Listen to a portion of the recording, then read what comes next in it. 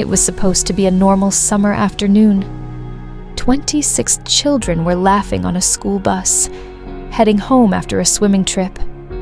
They had no idea. It would be the last normal moment of their day. Within minutes, masked men with guns would stop that bus. And by nightfall, those children would be buried alive, 12 feet underground.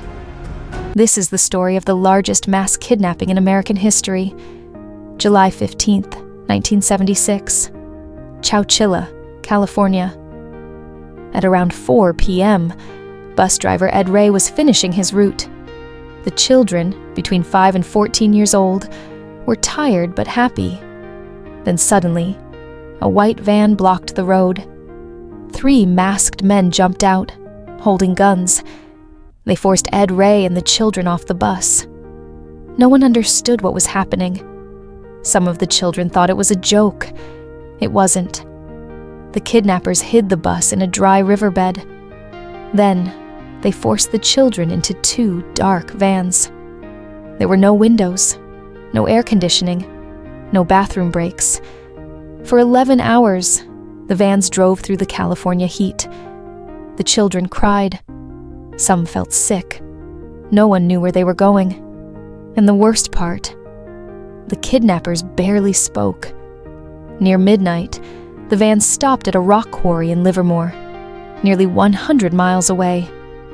One by one, the children were ordered down into a hole.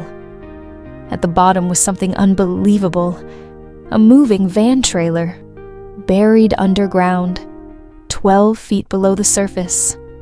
Inside were a few mattresses, some water, cereal, and bread. Then the kidnappers sealed the entrance. They placed a heavy manhole cover on top and stacked industrial batteries and dirt over it. The children were officially buried alive. Hours passed. The air grew hot, heavy, hard to breathe. The roof began to sag under the weight of the dirt above them. Panic spread. But Ed Ray stayed calm.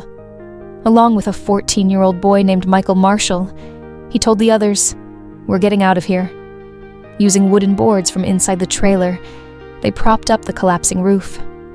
Then they began digging, slowly, painfully, in the dark. After 16 hours underground, they finally reached the manhole cover. It was heavy, but together, they pushed. It moved. Light broke through. One by one, all 27 captives climbed out into the sunlight. Dirty, exhausted, but alive. Quarry workers nearby saw them and called for help. Every single child survived. The kidnappers were not desperate strangers. They were wealthy young men, Frederick Woods, and brothers James and Richard Schoenfeld. Their plan was to demand a $5 million ransom. They believed kidnapping children was an easy solution to their financial problems. They were wrong. They were arrested within 2 weeks and sentenced to life in prison. Years later, they were eventually granted parole, with the last one released in 2022. But survival did not mean the story was over. A landmark psychological study later revealed something troubling. All 26 children suffered long-term trauma, nightmares, anxiety, post-traumatic stress. This case changed how experts understood childhood trauma forever. It proved something important.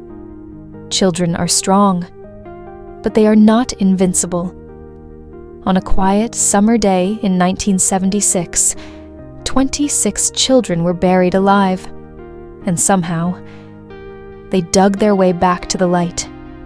If you enjoy real stories like this, subscribe for more. Thanks.